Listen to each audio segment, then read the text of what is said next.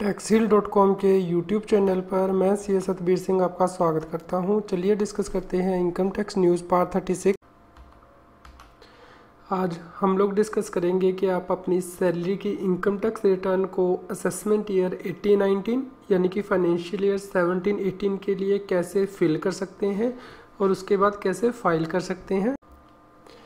यदि कोई व्यक्ति 1 अप्रैल 2017 से 31 मार्च 2018 तक सैलरी इनकम अर्न करता है यानी कि असेसमेंट ईयर 18-19 के लिए, तो उसे कौन सी इनकम टैक्स रिटर्न का फॉर्म फाइल करना है। इसके लिए ITR फॉर्म 1 यानी कि सहज इंडिविजुअल के केस में फ़ाइल करना है, जो कि इंडिया का रेजिडेंट है और जिसकी टोटल इनकम 50 लाख रुपीज़ तक है और जो इनकम अर्न कर रहा है सैलरी से, एक हाउस प्रॉपर्टी से और इसके अलावा अदर इनकम जैसे कि इंटरेस्ट एक्स्ट्रा। ITR 1 सहज का फॉर्म डाउनलोड करने के लिए आप इस इनकम टैक्स न्यूज़ की वीडियो डिस्क्रिप्शन को भी रेफर कर सकते हैं। यदि मैं ITR 1 फाइल करना चाहता हूं तो मेरे पास कौन कौन से डॉक्यूमेंट्स होने चाहिए। इसके लिए इलस्ट्रेटिव लिस्ट डॉक्यूमेंट्स की इस प्रकार है। आपके पास फॉर्म नंबर 16 होना चाहिए, पार्ट ए और पार्ट बी, जिसमें कि आपकी सैलरी डिटेल दी जाती है और जो TDS काटा है आपके एम्प्लॉयर ने उसकी डिटेल होती है। यदि ये फॉर्म आपके पास नहीं है यानी कि आपका TDS नहीं कटा है तो आपके पास सैलरी स्लिप्स होनी चाहिए फाइनेंशियल ईयर 17-18 असेसमेंट ईयर 18-19 के लिए। आपके पास सभी बैंक्स की पासबुक्स होनी चाहिए जिसमें कि एंट्रीज अपडेटेड होनी चाहिए, यानी कि 1 अप्रैल 2017 से 31 मार्च 2018 तक की जो एंट्रीज हैं वो आपकी बैंक पासबुक्स में होनी चाहिए। IFSC कोड्स होने चाहिए बैंक के और अकाउंट नंबर्स भी आपके पास होने चाहिए सभी बैंक्स के। आपने जो रेंट रिसीव किया है हाउस प्रॉपर्टी पर फाइनेंशियल ईयर 17-18 के अंदर वह डिटेल आपके पास होनी चाहिए। आपने यदि लोन लिया है हाउस प्रॉपर्टी पर उस पर जो इंटरेस्ट पेबल है और जो प्रिंसिपल अमाउंट रिपे किया है अपना बैंक को, उसके लिए आपको बैंक से सर्टिफिकेट लेना होगा फाइनेंशियल ईयर 17-18 के लिए। इसके अलावा आपने जो इंटरेस्ट रिसीव किया है बैंक से, सेविंग बैंक इंटरेस्ट और FDR इंटरेस्ट, उसके लिए आप बैंक से सर्टिफिकेट ले सकते हैं financial year 17-18 and assessment year 18-19 के लिए। यदि आपका TDS कटा है तो आपके पास TDS सर्टिफिकेट्स होने चाहिए फॉर्म नंबर 16A के अंदर। यदि आपने कोई इंश्योरेंस प्रीमियम पे किया है तो उसकी रिसीट होनी चाहिए। ट्यूशन फीस पे की है बच्चों की फाइनेंशियल ईयर 17-18 के अंदर तो आपके पास वह रिसीट होनी चाहिए। यदि आपने कोई अमाउंट कंट्रीब्यूट किया है प्रोविडेंट फंड के अंदर फाइनेंशियल ईयर 17-18 असेसमेंट 18-19 के अंदर तो वह आपके पास रिसीट होनी चाहिए। मेडिकल प्रीमियम आपने पे किया है यदि, उसकी रिसीट आपके पास होनी चाहिए। इसके अलावा यदि आप कोई और डिडक्शन क्लेम करना चाहते हैं सेक्शन 80 के अंदर इनकम टैक्स एक्ट के, तो आपके पास उसके प्रूफ्स होने चाहिए पेमेंट के। इनकम टैक्स की रिटर्न यानी कि ITR 1 सहज किस प्रकार फाइल करना है असेसमेंट ईयर 18-19 के लिए। सभी ITR फॉर्म इलेक्ट्रॉनिकली फाइल करने हैं इनकम टैक्स इंडिया E-फाइलिंग की वेबसाइट पर जाकर, लेकिन कुछ व्यक्तियों को ऑप्शन दी गई है कि वे पेपर फॉर्म में भी ITR 1 को यानी कि सहज को फाइल कर सकते हैं। यदि किसी इंडिविजुअल की एज 80 ईयर्स और मोर है at any time during financial year 17-18 तो वह पेपर फॉर्म में अपनी ITR 1 को फाइल कर सकता है इनकम टैक्स ऑफिस में जाके। या फिर यदि कोई इंडिविजुअल या फिर हिंदू अनडिवाइडेड फैमिली जिसकी के इनकम जो है वो 5 लाख रुपये से ज़्यादा एक्सीड नहीं करती है और अपनी इनकम टैक्स की रिटर्न में वह रिफंड क्लेम नहीं करता है, तो भी वह पेपर फॉर्म में अपनी रिटर्न को फाइल कर सकता है इनकम टैक्स ऑफिस जाकर। ITR 1 को किस प्रकार फिल करना है यह इस बात पे डिपेंड करेगा कि आप अपनी रिटर्न को इलेक्ट्रॉनिक फॉर्म में फ़ाइल कर रहे हैं यानी कि ऑनलाइन फाइल कर रहे हैं या फिर पेपर फॉर्म में यानी कि मैनुअली फाइल कर रहे हैं। ITR 1 को ऑनलाइन फिल और फाइल करने के लिए कौन से स्टेप्स हैं। सबसे पहले तो टैक्स पेयर को 26AS की जो स्टेटमेंट है उसे चेक करना होगा। यह TDS स्टेटमेंट है जो कि ऑनलाइन चेक कर सकता है। इस स्टेटमेंट में जो एंट्रीज़ हैं उसे वह एंट्रीज़ अपने बैंक स्टेटमेंट के साथ मैच करनी है, यानी कि जो इनकम TDS कटने के बाद रिसीव हुई है वह आपकी बैंक की स्टेटमेंट से मैच करनी चाहिए। इसके बाद उसे अपनी कंप्यूटेशन करनी है इनकम की फॉर फाइनेंशियल ईयर 17-18। इसके लिए वे एक्सेल शीट का यूज़ कर सकता है या प्लेन पेपर पर भी एक कैलकुलेशन कर सकता है। इसके बाद उसे ITR 1 यानी कि सहज की जो एक्सेल यूटिलिटी है फॉर असेसमेंट ईयर 18-19 उसे डाउनलोड करना है। इसके लिए उसे इनकम टैक्स इंडिया e-filing.gov.in की वेबसाइट पर जाना है, ऑफलाइन यूटिलिटी पर क्लिक करना है, income tax return preparation utility पर क्लिक करना है, असेसमेंट ईयर 18-19 में जाना है, ITR 1 की एक्सेल यूटिलिटी को डाउनलोड करना है। इसके बाद उसे जो जिप फाइल मिलेगी उसे एक्सट्रैक्ट करना है और उसे फिल करना है ITR 1 को, और XML फाइल को जनरेट करना है। उसके बाद ये जो XML फाइल है उसे अपलोड करना है इनकम टैक्स इंडिया e-filing.gov.in की वेबसाइट पर जाकर। उसके बाद उसे अपनी रिटर्न को वेरीफाई करना है।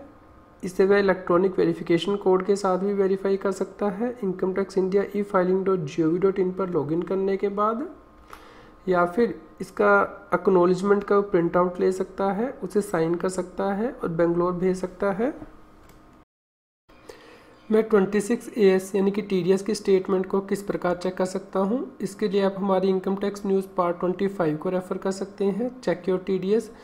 इसका न्यूज़ इस इनकम टैक्स न्यूज़ की वीडियो डिस्क्रिप्शन में भी दिया गया है। यह है आपका फॉर्म नंबर 16। यहाँ पे जो ग्रोस सैलरी है उसका बाइफिकेशन आपके सामने दिया होगा, और इसमें से जो अलाउंस एग्जम्प्ट होते हैं वो यहाँ पे दिए होंगे, और जो डिडक्शन सेक्शन 16 के अंतर्गत आती है वो यहाँ पे मेंशन की होगी। आप यहाँ से फिगर जो है वो ले सकते हैं, और जो income chargeable under that salary आएगी, यह जो फिगर है वो आपकी जो अपनी ITR में दिखाएंगे उससे मैच होनी चाहिए। यदि आप अपना फॉर्म नंबर 16 देखेंगे तो वहाँ पे जो डिडक्शन है वो भी दी होंगी चैप्टर 6A के अंतर्गत, जैसे कि सेक्शन 80C के अंतर्गत यदि आपके एम्प्लॉयर ने आपका PF काटा है या फिर अपने इंश्योरेंस प्रीमियम पे किया है और वो अपने एम्प्लॉयर को डिक्लेयर कर दिया है, तो यह फिगर हम आपकी इनकम टैक्स की रिटर्न में सेपरेटली शो करेंगे। ये फिगर आप यहाँ से पिकअप कर सकते हैं। उसके बाद हमने कंप्यूटेशन बना ली है अपनी इनकम की फाइनेंशियल ईयर 17-18 के लिए, यानी कि 1 अप्रैल 2017 से 31 मार्च 2018 तक हमने जो इनकम अर्न की है उसकी कंप्यूटेशन हमने एक्सेल शीट में कर ली है। आप इसे प्लेन पेपर पर भी कर सकते हैं। यहाँ पे 3 हेड दिए गए हैं। सैलरी हेड के अंदर आपकी इनकम कितनी है, हाउस प्रॉपर्टी हेड के अंदर कितनी है, और अदर सोर्सेज से कितनी है। सैलरी हेड के अंदर हमें जो इनकम मिलेगी वह फॉर्म नंबर 16 के अकॉर्डिंग हम लोग ले सकते हैं, जो आपके एम्प्लॉयर ने आपको दी है, या फिर आपकी जो सैलरी स्लिप्स है उससे आप कैलकुलेट कर सकते हैं। सैलरी में आएगी आपकी जो excluding allowance perquisite profit in lieu of salary 5,50,000 हमने मान ली है। जो अलावेंस एग्जम्प्ट नहीं है वो आपको इस साल सेपरेटली दिखाने हैं, वो फिगर हमने यहाँ पे ले ली है। परक्विजिट्स की वैल्यू हमने ले ली है, profit in lieu of salary हमने ले लिया है, और जो डिडक्शन सेक्शन 16 के अंतर्गत आती हैं जैसे कि प्रोफेशनल टैक्स वो हमने यहाँ पे ले लिया है, और जो टोटल सैलरी हमने कैलकुलेट कर ली है। इसके बाद हमने हाउस प्रॉपर्टी हेड के अंदर जो इनकम है वो ले ली है, यानी कि हमें रेंट कितना मिला, जो टैक्स लोकल अथॉरिटीज़ को पे किया गया है वो लेस हो जाएगा, और एनुअल वैल्यू हमारी आ जाएगी। इसकी एनुअल वैल्यू का 30% हमें स्टैंडर्ड डिडक्शन मिलेगी, और इसमें से हम लोग लेस कर सकते हैं जो अमाउंट आपने बोरो किया है हाउस प्रॉपर्टी के लिए, उस पर जब इंटरेस्ट पेबल है फाइनेंशियल ईयर 17-18 के लिए, यहाँ पे वर्ड इंटरेस्ट पेबल लिखा गया है, यानी कि जो इंटरेस्ट आपको पे करना है, ना कि वह अमाउंट जो हमने पे कर दिया है। तो पेबल अमाउंट हमने बैंक के सर्टिफिकेट के अकॉर्डिंग ले लिया है, तो ये अमाउंट हमने लेस कर दिया है। तो जो हमारी टोटल इनकम हाउस प्रॉपर्टी की आ गई है वो है 23,250। अब हमने अदर सोर्सेज की इनकम ले ली है, जैसे कि सेविंग बैंक के इंटरेस्ट, जितने भी हमारे पास बैंक्स हैं उनकी पासबुक्स के अकॉर्डिंग हमने फाइनेंशियल ईयर 17-18 में हमें जो इंटरेस्ट मिला है सेविंग बैंक का वो हमने यहाँ पे नोट कर लिया है। FDR पे हमें जो इंटरेस्ट मिला है वो हमने बैंक से स्टेटमेंट ले ली है या सर्टिफिकेट ले लिया है, उसके अकॉर्डिंग हम जो है इस इंटरेस्ट को कैलकुलेट कर सकते हैं। बैंक वाइज हमने ये फिगर नोट कर ली है, टोटल कर लिया है। यदि आपकी डिविडेंड इनकम है तो एग्जम्प्ट है, उसे हम यहाँ पे नहीं लेंगे टोटल इनकम में, तो ये टोटल इनकम आपकी यहाँ पे आ जाए। आपको यहाँ पे सबसे ज़रूरी बात जो ध्यान में रखनी है वो ये है कि आपको अपना जो 26AS है उसे ज़रूर चेक करना है कि वहाँ पे क्या फिगर आ रही है इनकम की, और आप यहाँ पे कौन सी फिगर रिपोर्ट कर रहे हैं। तो आप ये जो आपके FD के इंटरेस्ट हैं उसे 26AS में जो इनकम आपकी आ रही है उससे ज़रूर मैच करें। उसके बाद जब आपकी टोटल इनकम आ जाएगी तो उसमें से आपको डिडक्शन क्लेम करनी है सेक्शन 80C के अंतर्गत, जैसे कि इंश्योरेंस प्रीमियम आपने पे किया, ट्यूशन फीस बच्चों की, हाउस लोन की रीपेमेंट आपने की है, प्रिंसिपल अमाउंट यहाँ पे जो आपने पेमेंट की है प्रिंसिपल अमाउंट की, इंटरेस्ट हमने ऑलरेडी ऊपर ले लिया है यहाँ पे इंटरेस्ट पेबल, यहाँ पे से प्रिंसिपल अमाउंट जो आपने रीपे किया वो आएगा, प्रोविडेंट फंड की कंट्रीब्यूशन की है वो आ जाएगी, जैसे कि 1,55,000 हो गया इसका टोटल, लेकिन हमें डिडक्शन 1,50,000 तक ही मिलेगी। उसके बाद आप सेक्शन 80D के अकॉर्डिंग मेडिकल प्रीमियम की डिडक्शन क्लेम कर सकते हैं। इसके बाद सेक्शन 80 TTA के अंतर्गत डिडक्शन क्लेम कर सकते हैं, यानी कि जो हमने ऊपर सेविंग बैंक का इंटरेस्ट लिया है 11,150 ये हम नोट कर लेंगे, लेकिन जो डिडक्शन मिलेगी वो 10,000 रुपीज़ तक ही आपको मिलेगी। उसके बाद आपको नेट इनकम यहाँ पे आ जाएगी। इसके लिए आप एक्सेल यूटिलिटी जो है यूज़ कर रहे हैं वो आपको ये बताएगी कि आप कितनी डिडक्शन यहाँ पे मैक्सिमम क्लेम कर सकते हैं।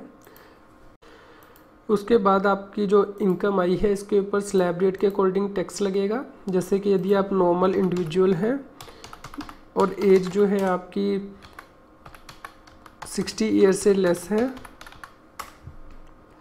तो आपके ऊपर जो इनकम टैक्स के रेट लगेंगे वो यहाँ पे दिए गए हैं। स्लैब रेट 2,50,000 तक नील है, 2,50,000 ₹1 से लेकर 5 लाख रुपये तक 5% है, 5 लाख 1 से लेकर 10 लाख रुपीज़ तक 20% है, 10 लाख एंड अबव 30% है। तो हम यहाँ पे इनकम टैक्स के रेट जो है वो कैलकुलेट कर लेंगे। 463 में से 2,50,000 लेस कर देंगे, उसके ऊपर 5% लगेगा तो रेट 10,687 रुपीज़ आ जाएगा। राउंड अप हम इसे कर देंगे, टैक्स पेबल आ जाएगा। फाइनेंशियल ईयर 17-18 यानी कि असेसमेंट ईयर 18-19 के अंदर इनकम टैक्स के स्लैब रेट क्या होंगे उस व्यक्ति के लिए जिसकी एज के 60 ईयर से कम है। Hindu undivided family AOP BOI ये टेबल आप रेफ़र कर सकते हैं। इस पेज का लिंक हमारी इनकम टैक्स न्यूज़ की वीडियो डिस्क्रिप्शन में भी दिया गया है, आप उसे रेफ़र कर सकते हैं। सरचार्ज कैसे लगेगा, education cess, secondary higher education cess और रिबेट 87A के अंतर्गत आपको मिलेगी। यदि आपकी इनकम 3,50,000 से एक्सीड नहीं करती है तो 2,500 रुपीज़ तक जो टैक्स है वो आपको रिबेट मिलेगी 87A के अंतर्गत।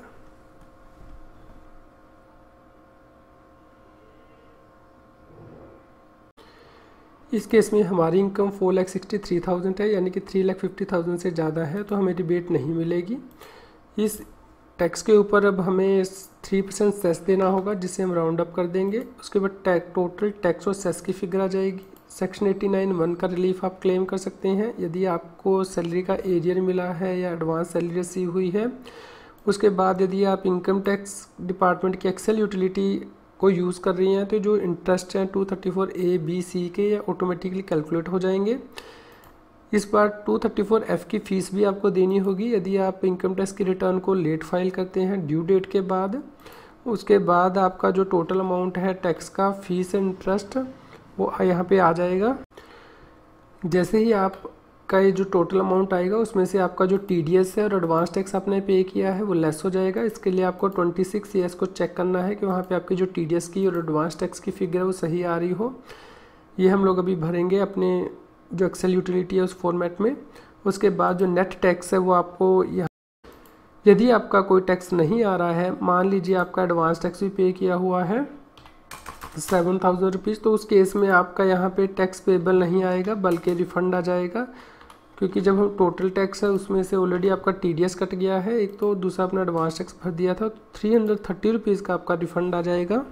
आइए जानते हैं कि आप अपनी ITR 1 को कैसे डाउनलोड कर सकते हैं एक्सेल फॉर्मेट में। इसके लिए सबसे पहले आपको इनकम टैक्स इंडिया e-filing.gov.in की वेबसाइट पर जाना है। यहाँ ऑफलाइन यूटिलिटी का ऑप्शन दिया गया है डाउनलोड में, आपको इसे क्लिक करना है। उसके बाद यहाँ income tax return preparation utility में जाना है। असेसमेंट ईयर यहाँ पे 18-19 होना चाहिए और जो ITR 1 है वे आपको डाउनलोड करनी है एक्सेल यूटिलिटी, यहाँ इसे आपको डाउनलोड करना है। और अपनी जो लोकेशन है, मान लीजिए आप डेस्कटॉप पे एक फ़ोल्डर बना लीजिए ITR के नाम से और इस फोल्डर में आपको इसे सेव करना है। उसके बाद आपको अपना ITR का फोल्डर जो है डेस्कटॉप पे अपना सेव किया है उसे ओपन करना है और उसके बाद ये जो एक्सट्रैक्ट फाइल करनी है यहाँ पे पथ भी सेम आ जाएगा। डेस्कटॉप के अंदर ITR के के अंदर जो है ये एक्सट्रैक्ट हो जाएगी। इसके बाद आपको ओके करना है और यहाँ पे नया फोल्डर आपका बन जाएगा ITR1, इसे क्लिक करना है आपको। इसके बाद ये एक्सेल यूटिलिटी यहाँ पे होगी, आप इसको डबल क्लिक करना है आपको।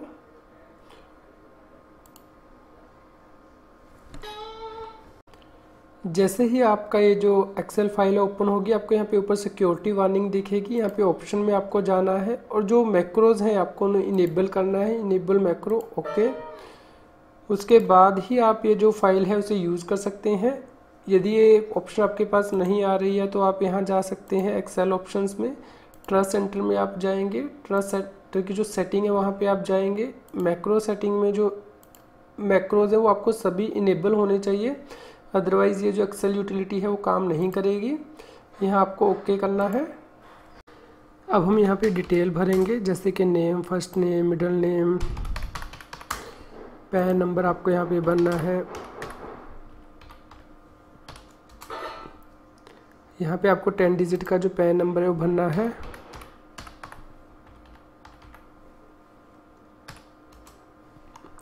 उसके बाद आपको आधार कार्ड नंबर भरना है, आधार इनरोलमेंट ID भरना है, फ्लैट नंबर भरना है और जो डेट ऑफ बर्थ का फॉर्मेट दिया गया है उस डेट ऑफ बर्थ में आपको जो भरना है ये फॉर्मेट। उसके बाद आपको एरिया रेड में दिया गया है तो ये भरना मैंडेटरी है। टाउन सिटी भी रेड में दिया गया है तो आप ये भर सकते हैं। उसके बाद आपको ईमेल ID भरना है। स्टेट यहाँ से आप सिलेक्ट कर सकते हैं कि आप किस स्टेट में है। कंट्री आप यहाँ से सिलेक्ट कर सकते हैं। पिन कोड आपको यहाँ पे भरना है। उसके बाद एम्प्लॉयर की कैटेगरी आप यहाँ से सिलेक्ट कर सकते हैं, गवर्नमेंट है, PSU या अदर। रिटर्न फाइलिंग जो है, यदि आप ड्यू डेट से पहले भर रहे हैं, यानी कि जुलाई जो सैलरीड एम्प्लॉय के लिए डेट होती है 31 जुलाई, तो 139 सबसेक्शन 1 आपको सिलेक्ट करना है। ये रिटर्न ओरिजिनल है या फिर रिवाइज्ड है। यदि ओरिजिनल है तो आप ओरिजिनल भरेंगे, क्योंकि ड्यू डेट से पहले भर रहे हैं तो ओरिजिनल हुई। उसके बाद आपको यहाँ पे सैलरी का डेटा जो है वो फिल करना है।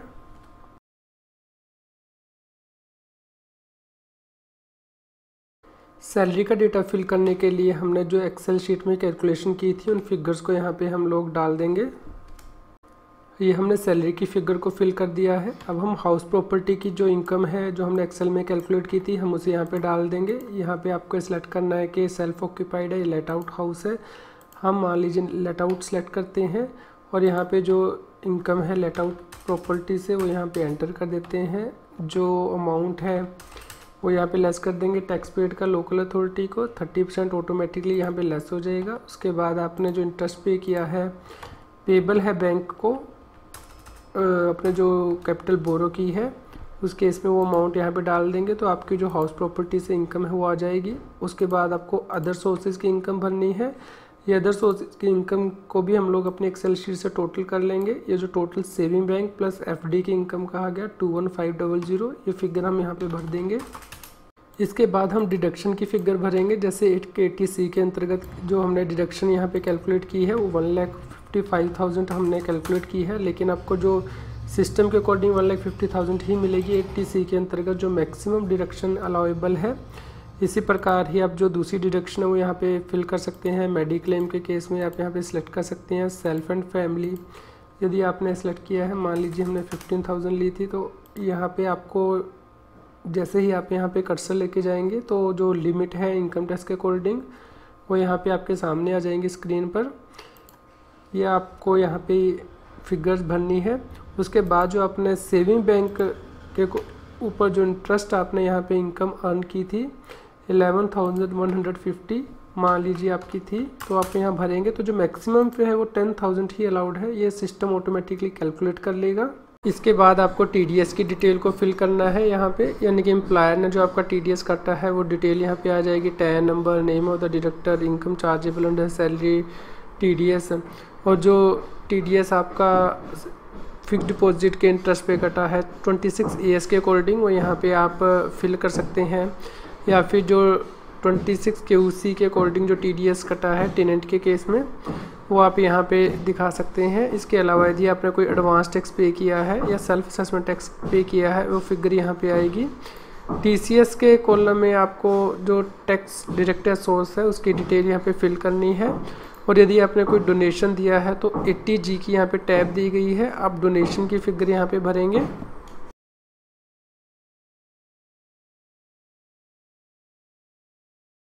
अब हमने डिटेल यहाँ पे भर दी है तो हमें ऊपर कैलकुलेट टैक्स पर क्लिक करना है, कैलकुलेट टैक्स। लेकिन यहाँ पे टैक्स कैलकुलेशन नहीं होगी क्योंकि आपको जो मैंडेटरी इन्फॉर्मेशन है वो पहले फिलअप करनी है। जैसे कि यहाँ पे टैक्स पेड एंड वेरिफिकेशन के टाइम में आपको यहाँ पे फादर नेम फिलअप करना है, प्लेस फिल करना है, डेट फिल करनी है और जो कैपेसिटी है वो फिल करनी है। मान लीजिए आप इंडिविजुअल है तो आप यहाँ पे इंडिविजुअल लिखेंगे, फादर नेम लिखेंगे, प्लेस लिखेंगे और जो डेट है, डेट का फॉर्मेट है वो लिखेंगे यहाँ पे। इसके बाद आपको जो IFSC कोड है बैंक का वो एंटर करना है, नेम बैंक का एंटर करना मैंडेटरी है और अकाउंट नंबर एंटर करना मैंडेटरी है। ये आप यहाँ पे फिलअप करेंगे। हमने डिटेल यहाँ पे फिलअप कर दी है। उसके बाद हम टैब पर जाते हैं और कैलकुलेट टैक्स पर क्लिक करते हैं।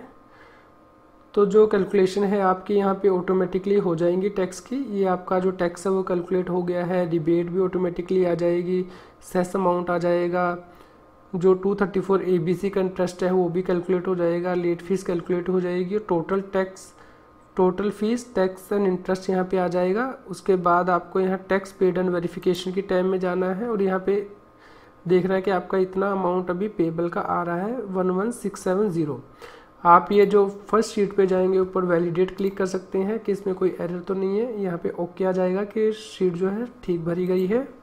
उसके बाद आपको TDS की जो शीट है वो भरनी है। यहाँ पे 26 AS के अकॉर्डिंग जो आपका TDS है वो यहाँ पे फिलअप करना है, या यदि आपके पास चालान है भरे हुए तो आप यहाँ पे उसकी डिटेल आपको देनी है। सैलरी के केस में आप ये जो डिटेल है भरेंगे, TAN number, name of the deductor और income chargeable under the head salary ये सेम होनी चाहिए जो आपने यहाँ पे भरी है। Income chargeable under the head salary 5,94,000 वही आप यहाँ TDS के डिटेल में भरेंगे तो ये जो फिगर है वो मैच करेगी। और यहाँ पे जो टोटल TDS आपका डिडक्ट हुआ है वो आप यहाँ पे मेंशन करेंगे और उसके बाद इस शीट को वैलिडेट करेंगे। यहाँ पे आपका 10 का जो नंबर है वो सही होना चाहिए। फर्स्ट 4 डिजिट जो है वो अल्फ़ाबेट, फिर 5 डिजिट जो है वो डिजिट्स में होते हैं और जो लास्ट है वो अल्फ़ाबेट होगा। उसके बाद आप इसे वैलिडेट करेंगे तो TDS ओके आ जाएगा। इसके बाद आपको फिर से इनकम टैक्स डिटेल्स में जाना है और जो कैलकुलेट टैक्स है इस बटन को क्लिक करना है। तो जो आपका टैक्स है वो दोबारा से कैलकुलेट होगा। तो आप यहाँ टैक्स पेड एंड वेरिफिकेशन की टाइम में जाएंगे तो जो आपने TDS भरा है उसकी डिटेल यहाँ पे आ जाएगी और आपको जो नेट अमाउंट पेबल है वो 6000 आ जाएगा। यहाँ पे ई पे टैक्स का बटन दिया गया है। जैसे ही आप इसे क्लिक करेंगे और आपका इंटरनेट ऑन है तो यह जो 6010 रुपीज़ आपका आया है ये सीधा आपको स्क्रीन पे ले जाएगा जहाँ पे आपको टैक्स पे करना है। तो यहाँ पे चालान नंबर 280 दिया गया है, ये आपको भरना है। Income tax other than companies, क्योंकि आप इंडिविजुअल हैं तो आप ये जो फॉर्म है ये भरेंगे। असेसमेंट ईयर आपको 18-19 सेलेक्ट करना है, पैन नंबर भरना है, एड्रेस भरना है, स्टेट, और ये जो सेल्फ असेसमेंट टैक्स क्योंकि अब आप भर रहे हैं तो यहाँ पे सिलेक्ट करेंगे। यदि आप बैंक के थ्रू सेलेक्ट कर रहे हैं, पे कर रहे हैं तो नेम ऑफ द बैंक या फिर डेबिट कार्ड की डिटेल, और आपको ये जो कैप्चा कोड है भरना है। उसके बाद प्रोसीड बटन पर क्लिक करना है और बैंक से इस चालान की पेमेंट करनी है।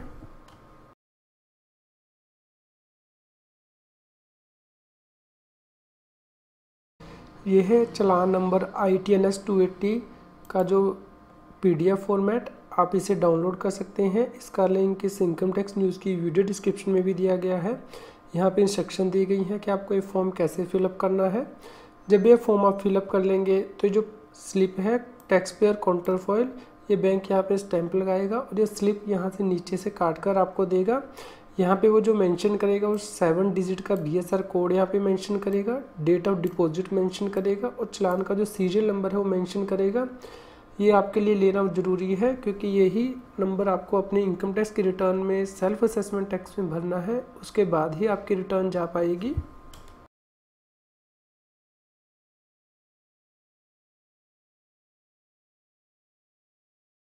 जब आप अपना सेल्फ असेसमेंट टैक्स पे कर देंगे तो उसके बाद आपको उसकी डिटेल यहाँ पे एंटर करनी है। TDS के टैब में जाना है, यहाँ पे आपको डिटेल एंटर करनी है, detail of advance tax and self assessment tax paid.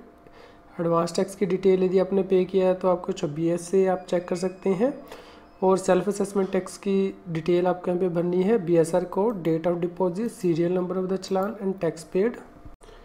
यहाँ आप अपने सेल्फ असेसमेंट टैक्स की डिटेल भर देंगे। उसके बाद आपको इनकम टैक्स डिटेल की टैब में जाना है और दोबारा से जो कैलकुलेट टैक्स है इसे क्लिक करना है। तो जो टैक्स आपका दोबारा कैलकुलेट होगा, आप टैक्स पेड एंड वेरिफिकेशन की टैब में जाएंगे तो यहाँ पे जो सेल्फ असेसमेंट टैक्स है वो यहाँ पे आ जाएगा और जो टैक्स पेबल का अमाउंट है वो 0 हो जाएगा।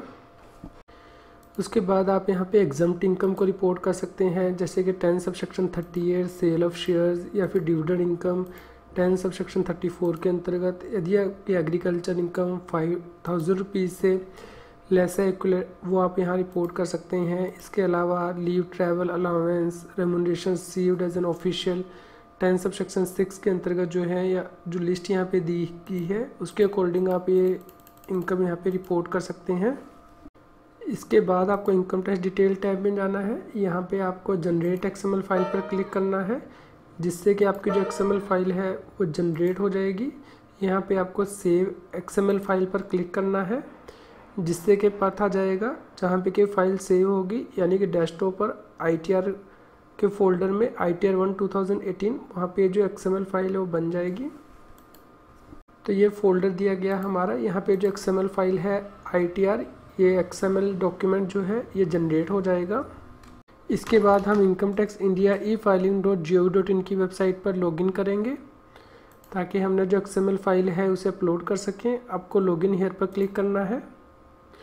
इसके बाद आपको यूज़र ID में अपना पैन कार्ड का जो नंबर है वो डालना है, पासवर्ड यहाँ पे एंटर करना है और कैप्चा कोड एंटर करके लॉगिन करना है।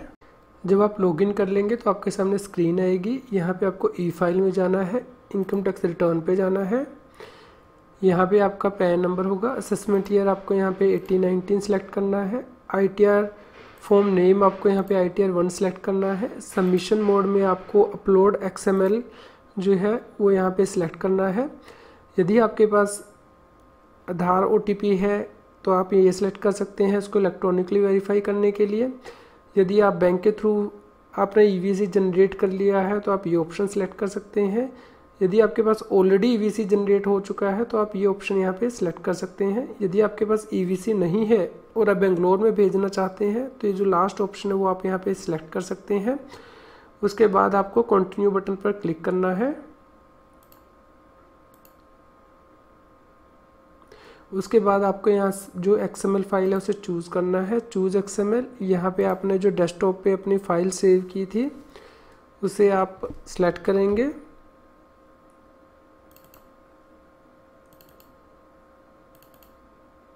ये जो अपने फाइल यहाँ पे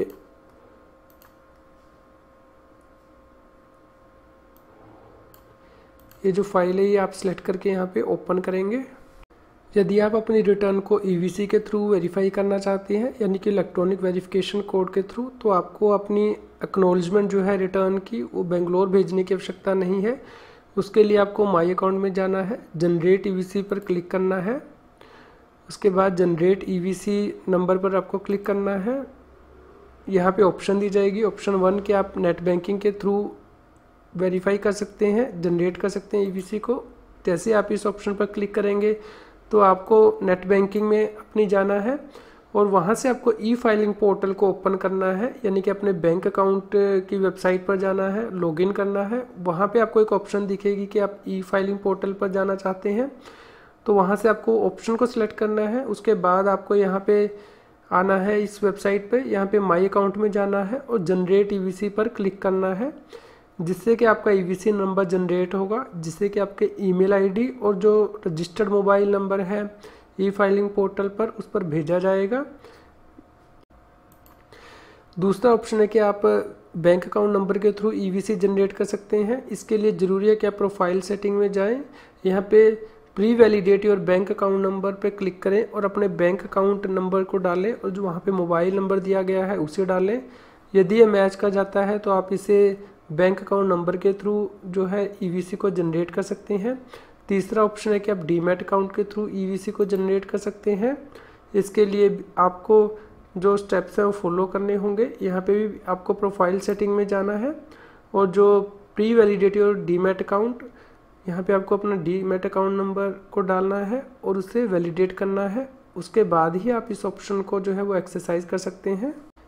जब आप अपनी रिटर्न को फाइल कर देंगे और यदि आपने उसे ईवीसी से वेरीफाई नहीं किया है तो आपको वह जो रिटर्न की एक्नॉलेजमेंट है उसको बेंगलोर भेजना होगा साइन करके। उसके लिए आपको डैशबोर्ड पर जाना है, व्यू रिटर्न फॉर्म पर क्लिक करना है। उसके बाद आपको जो ऑप्शन है इनकम टैक्स रिटर्न की उसे सिलेक्ट करना है और सबमिट करना है। उसके बाद आपको यहाँ असेसमेंट ईयर दिखाई देंगे, यहाँ पे एक्नॉलेजमेंट नंबर पर क्लिक करना है।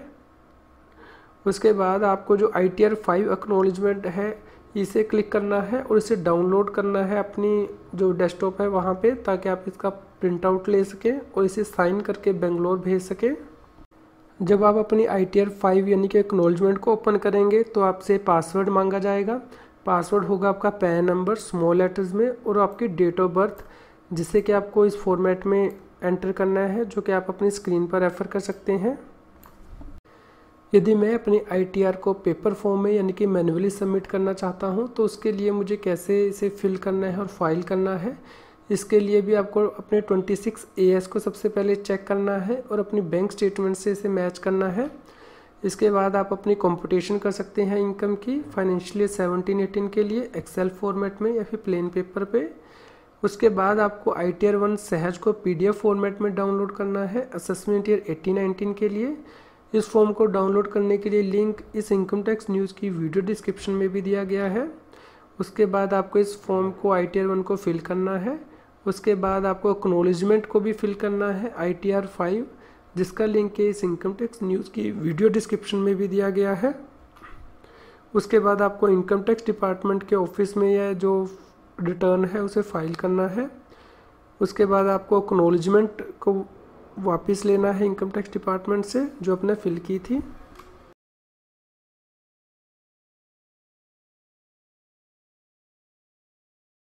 यह है ITR 1 सहज, जिसे कि आपको मैन्युअली फिल करना है और फाइल करना है।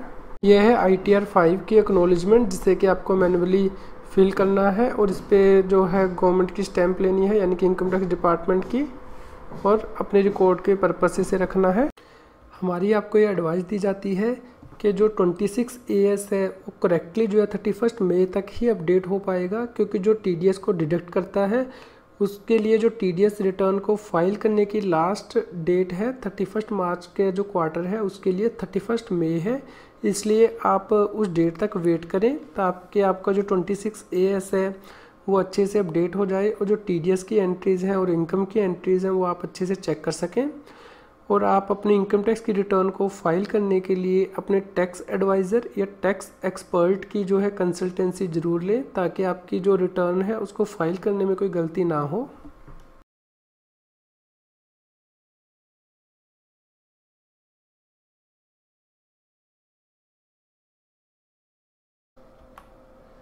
आज की इनकम टैक्स की न्यूज़ आपको कैसी लगी हमें कमेंट करके ज़रूर बताएं।